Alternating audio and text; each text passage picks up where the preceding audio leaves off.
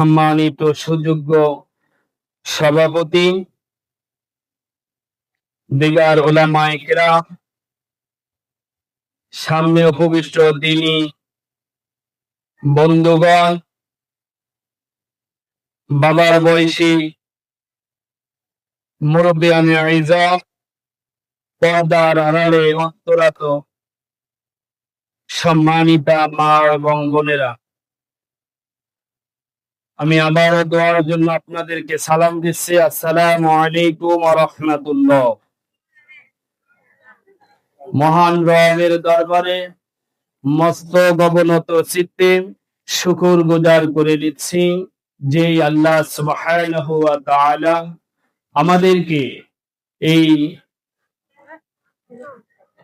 একটি গুরুত্বপূর্ণ বরকতপূর্ণ মাসে, একটি গুরুত্বপূর্ণ মজলিসে কোরআনের বাগানে এসে আল্লাহ রাসূলের কথা এবং বলা শ্রবণ করার যে সুযোগ আল্লাহ তাআলা দান করলেন, সেই মনিবকে খুশি করার জন্য অন্তর থেকে পুরো সুসিত কণ্ঠে আবেগ ভালোবাসা উজাড় করে বলছি আলহামদুলিল্লাহ।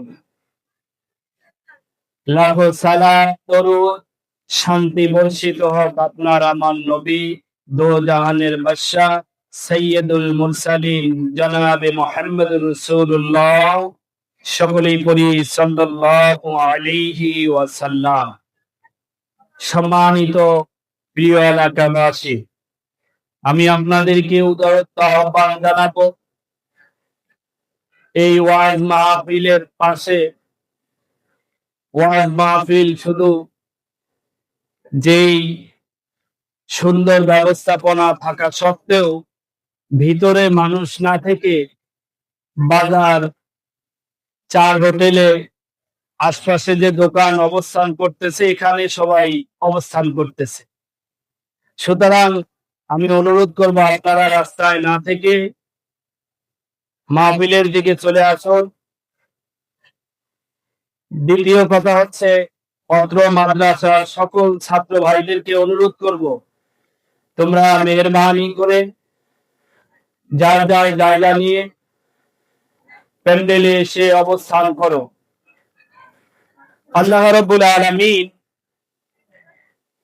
আমি আজকে এই অল্প সময়ের মধ্যে